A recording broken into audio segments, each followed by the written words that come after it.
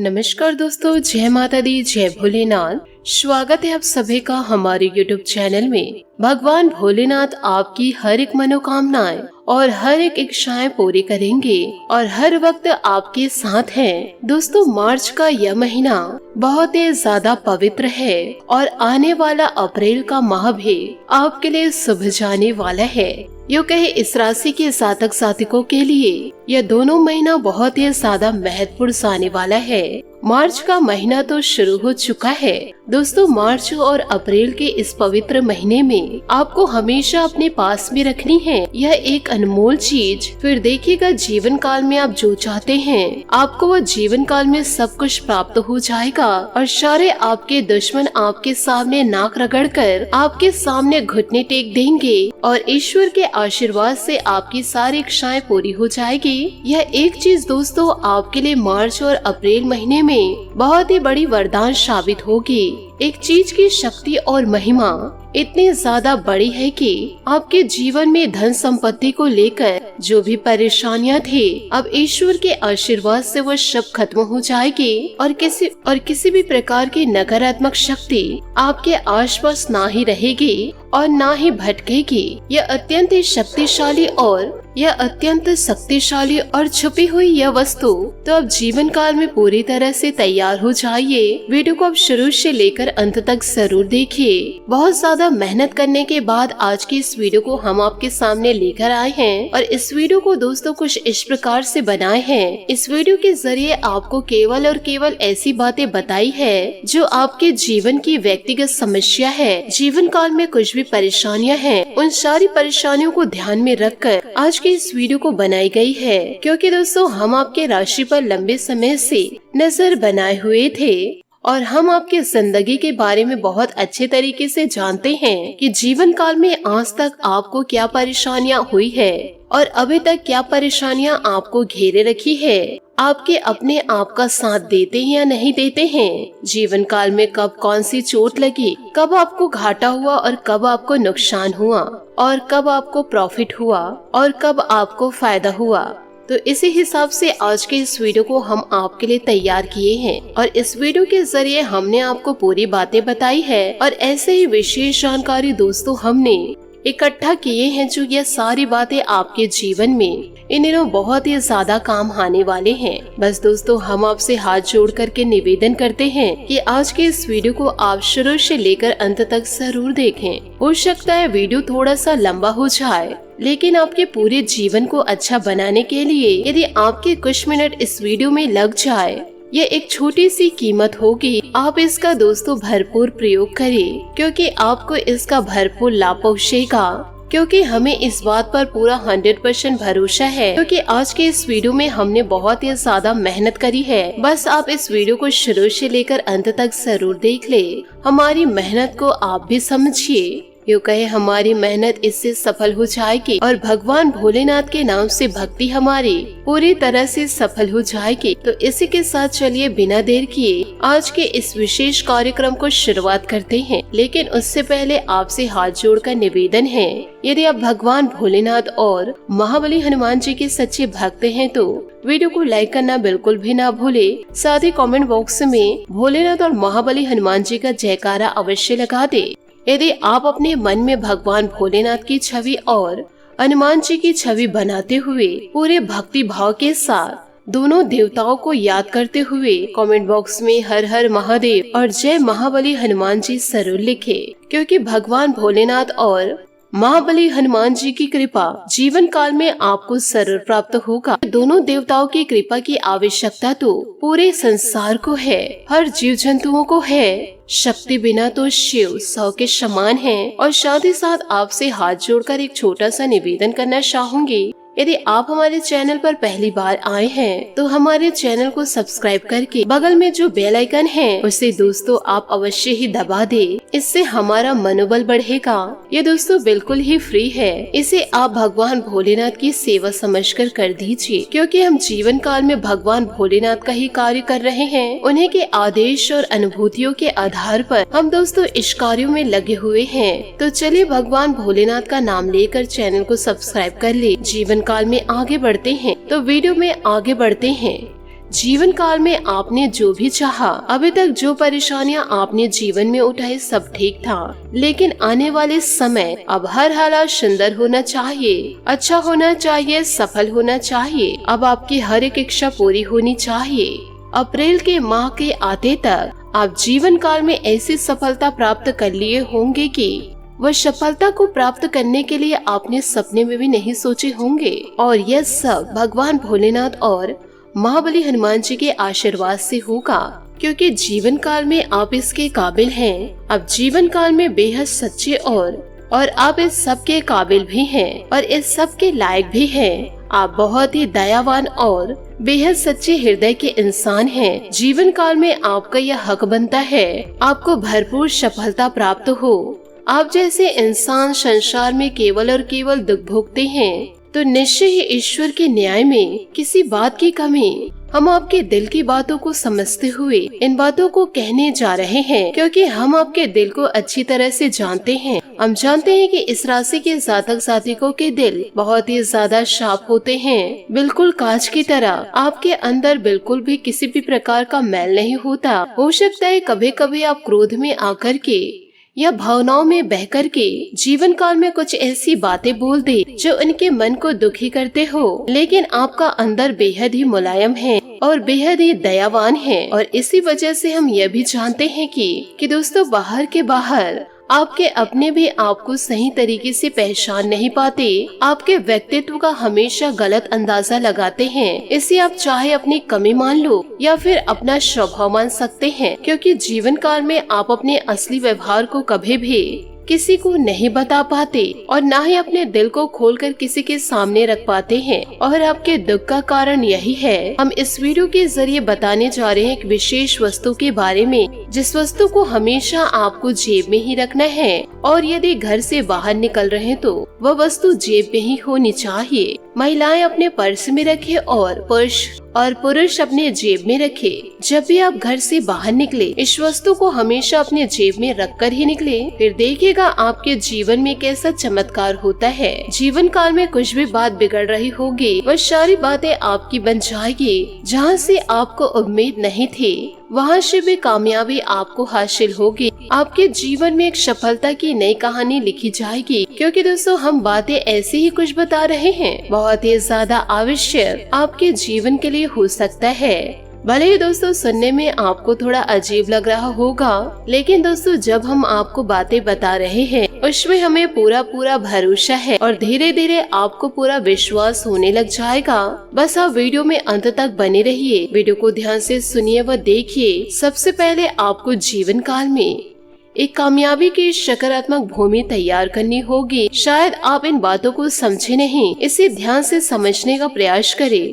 यानी कि यह स्थान एक ऐसा स्थान है जहां आप अपने सकारात्मक ऊर्जा को लेते हैं, जहां पर आप विश्राम करते हैं और जिस स्थान पर आपको बहुत ही ज्यादा सुखों का आनंद होता है, आपका वह घर ही है। और ऐसे में कुछ लोग आपको यह कहे कि हमें तो अपने घर में बहुत ही ज्यादा परेशानियां होती है और हमेशा जीवन काल को चिंताएं घेरी रहती है। और दोस्तों यह सब आपके जीवन में इसी वजह से है, क्योंकि अब आप अपने घर की अनुकूलता को पूरी तरह से खो दिया है। भले यह आपकी लापरवाही क्यों न हो या फिर यह आपकी अज्ञानता की वजह से हो, लेकिन घर का अनुकूल वातावरण बहुत ही ज्यादा प्रतिकूल हो चुका है और इसी वजह से दोस्तों आपको अपने घरों में बिल्कुल भी अच्छा नहीं लगता। तो यह तो कुछ जातक जातिकों की बात हो गई, लेकिन सामान्य तौर पर इंसान अपने घर में जाकर सुकून को प्राप्त कर पाते हैं। उन्हें अपने ही घरों पर चैन की नींदें आती हैं, क्योंकि यह आपकी स्वयं की भूमि है जहां आपको अपनी भूमि को मजबूत करनी है। वहीं से आपके सफलता के भी अंकुरित होने लगेंगे और एक दिन वह विशाल वृक्ष बन जाएंगे। तो दोस्तों उम्मीद है कि आप मेरी बातों को समझ रहे होंगे कि हम दोस्तों आपसे दिल से क्या कहना चाह रहे हैं। साथ ही इन बातों को आप अपने दिमाग में सदैव रखिए कि जिस घर में नकारात्मक वातावरण, आपस में प्रेम नहीं होता, घर परिवार के लोग एक दूसरे की गलतियों को निकाल कर लड़ाई झगड़े तानाकशी होते रहते हैं और इस वजह से कोई सुख चैन से जी नहीं पाता, तो वह इंसान जानबूझकर लड़ाइयाँ करते हैं। वह तो जीवन काल में ना तो मान सम्मान को प्राप्त कर पाते हैं और ना ही जीवन काल में सफलता की प्राप्ति कर सकता है। यहाँ पर ईश्वर की भक्ति करने के योग्य भी वह इंसान नहीं हो पाता। ऐसे में वह इंसान को अपूर्ण इंसान कहा जाता है।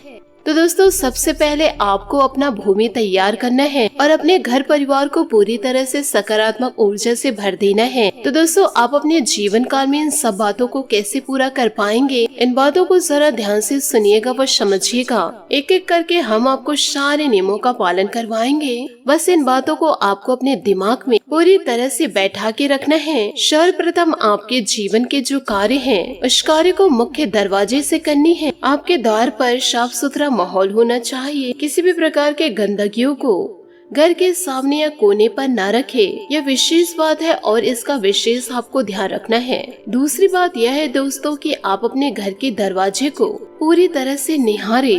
यदि आपके द्वार पर किसी देवी देवताओं की तस्वीर लगी हुई है, क्योंकि बहुत सारे ऐसे लोग हैं जो लगा देते हैं, तो दोस्तों आप भी जीवन काल में इस प्रकार से आप अपने द्वार पर भगवान की मूर्ति या फिर तस्वीर लगाए हुए हैं तो उसे तुरंत ही समय रहते निकाल लेना है। और दोस्तों ऐसा हम इसलिए करने को कह रहे हैं, जो गणेश जी हैं दोस्तों वह हमारे देव हैं, वह हमारी पूजनीय हैं और उनका स्थान हमारे घर के पूजा स्थान पर है, न ही हमारे घर के द्वारपाल में। यदि दोस्तों आपने गणेश जी की फोटो मूर्ति यदि आपने दरवाजे पर लगा दी है तो जीवन काल में आपका बेड़ा गर्क होने वाला है।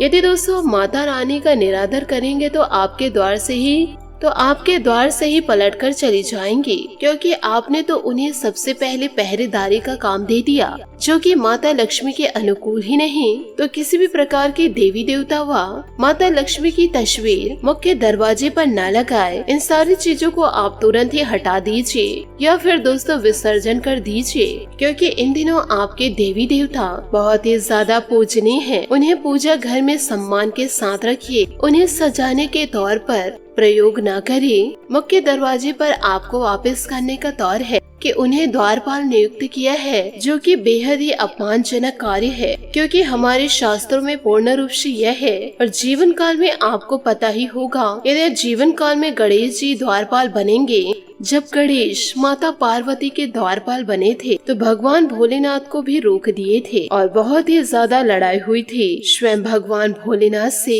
यदि द्वारपाल बन गए तो किस किस चीज के रोक देंगे। इन सारी बातों को दोस्तों समझने की कोशिश जरूर करें कि आप बाहर पर फोटो मूर्ति न लगाए। आप दीपक अगरबत्ती जला सकते हैं, परंतु तस्वीर या फोटो न लगाए। जब आप अपने घर के द्वार पर स्वास्तिक का चिन्ह बनाया और अगल बगल शुभ और लाभ लिखवाए और सही तरीके मुख्य दरवाजे की सबसे ऊपर और सामने की ओर बीच बीच दोस्तों श्री लिख कर आए और बीच बीच में श्री लिखवाए। दाएं और बाएं में स्वास्तिक का भी छोटा सा चिन्ह बनाए और मुख्य दरवाजे के दूसरी ओर शुभ और लाभ लिखवा कर ही रखे। ध्यान यह रखिए कि आपकी दहलीज कभी भी गहरा ना हो। यदि है तो आपका राहु आपके ऊपर अधिक सक्रिय नजर आएगा और जीवन काल में यह बहुत ही बुरे परिणाम आपको देंगे। यदि दोस्तों आपकी दहलीज गड्ढी है तो उसे दोस्तों मिट्टी व रेत लेकर बराबर कर दे या फिर दोस्तों हो सके तो ऊंचा करा दे। यह बहुत ही ज्यादा शुभ होगा। इसी के साथ बात करते हैं आपके घर के जो कोने होते हैं, उसमें दोस्तों राहु और केतु का वास माना जाता है। जो आपके घर के कोने होते हैं उसमें किसी भी प्रकार का अंधेरा नहीं होना चाहिए। दूसरी बात यह है कि वहाँ पर मकड़ी के जाले और गंदगी किसी भी कीमत पर नहीं होनी चाहिए। ऐसा करने से भी राहु अति ज्यादा सक्रिय होकर आपको जीवन काल में दुष्परिणाम देने लगेंगे। इस बात का जीवन काल में विशेष ध्यान रखना है। साथ ही दोस्तों अगली बात यह है कि ब्रह्म स्थान पर आपके आँखों में गहरी नींद नहीं होनी चाहिए, यानी कि गड्ढा नहीं होना चाहिए और बहुत ही ज्यादा साफ सुथरा होना चाहिए। और ईशान कोण के बारे में तो हम अपनी कई वीडियो में बता चुके हैं कि ईशान कोण पर स्वयं माता लक्ष्मी विराजमान रहती हैं श्री हरि विष्णु जी के साथ। और उस स्थान पर दोस्तों आपको क्या करना है यह भी पता होगा। और इसी के साथ बात करते हैं आपके घर के सबसे महत्वपूर्ण स्थान की, अर्थात आपके घर की पूजा स्थान, जहां से सकारात्मक ऊर्जा बहती है और वहीं से निकलती भी है। आपके घर के पूजा स्थान पर कुछ ऐसी चीजें बिल्कुल भी न रखे। पहली बात है दोस्तों किसी देवी देवताओं की दो मूर्ति या फोटो न रखे और मूर्ति 4 उंगली से बिल्कुल भी बड़ी ना हो, और जीवन काल में यह ज्यादा बेहतर है कि तस्वीरें जरूर रखें, क्योंकि मूर्ति पूजा विधान केवल और केवल मंदिरों के लिए होता है। क्योंकि दोस्तों हम इस प्रकार के विधि विधान गृहस्थ जीवन पर नहीं कर सकते, तो आप दोस्तों तस्वीर जरूर रखें पूजा स्थान पर। तीसरी वह बातें है कि पूर्वजों की तस्वीर को आप अपने पूजा पाठ के स्थान पर बिल्कुल भी ना रखें, क्योंकि बहुत से लोग ऐसे करते हैं कि अपने घर के पूर्वजों की तस्वीरें अपने पूजा घर में रख देते हैं और कहीं पर भी इसे स्थापित कर देते हैं। तो दोस्तों इसे आप जीवन काल में बिल्कुल भी ना करें। आपके घर में जो भी पूजा स्थान है, चाहे दोस्तों वह अलमारी है या फिर दोस्तों छोटा कमरा, अपने पितरों को हमेशा वहाँ से दूर ही रखें। तो आपको पितरों को कहाँ पर रखना है, यह भी दोस्तों इस वीडियो के माध्यम हम आपको बताने जा रहे हैं। लेकिन फिलहाल आप उसे अपनी पूजा घर से हटा ले और किसी भी प्रकार से उनका पूजन आपको नहीं करना है। आपको इसका विशेष रूप से ध्यान देना होगा। पांचवी बात है दोस्तों, आपको अपने पूजा स्थान पर पुराने पुष्प और जले हुए बातियों को बिल्कुल भी दोबारा यूज नहीं करना है, क्योंकि पुराने फूल नकारात्मक ऊर्जा को बढ़ाते हैं। तो उसे दोस्तों आपको हटा ही देना है। और इसमें दोस्तों सबसे महत्वपूर्ण बात है कि दोस्तों आपके घर में जो मंदिर है, क्योंकि दोस्तों पुराने पुष्प और पुरानी बाती और धूप नकारात्मक ऊर्जा को अपनी ओर आकर्षित करते हैं। तो दोस्तों बिना बोले आपको यह चीजों को हटा देना है। और इसमें सबसे महत्वपूर्ण बात है दोस्तों, आपके घर में मंदिर है, लकड़ी का मंदिर है या फिर संगमरमर की मंदिर है, आपने यहाँ किसी और भी धातु का बनवा रखे हैं, उसके ऊपर यदि गुम्मद बना हुआ है, यो कहे शिखर बना हुआ है, तो दोस्तों उसे आप तुरंत ही हटा दे। यह बहुत ही ज्यादा अनिष्ट कार्य है, क्योंकि आपके घर में घोर नकारात्मक ऊर्जा को आकर्षित करता है। इस शिखर को आपको तुरंत ही हटा देना है। और घर में जो मंदिर होता है उस पर शिखर नहीं बनाया जाता। तो दोस्तों इस प्रकार का पूजा पाठ और विधि विधान पूजा से अपने गृहस्थ जीवन में नहीं कर सकते। तो फिर दोस्तों जीवन काल में होता यह है कि यदि अब हम ना माने और इस कार्य को निरंतर करते रहे, यानी कि अपने घर में शिखर वाले मंदिर, उस भगवान की तस्वीर या मूर्ति को रखे और पूरी तरह से पूजा पाठ करने लगे, तो इससे हमें नकारात्मक परिणाम प्राप्त होते ही हैं। और इन सभी नकारात्मक कार्यों से आपको बचना है। अब यह तो हो गया आपके घर में पूजा का स्थान। दोस्तों आपको यह बता दे कि घर में लगाने के लिए कुछ खास तस्वीरें होती है, जो आपको अपने घर पर अलग अलग स्थानों पर लगाने दोस्तों जरूर है।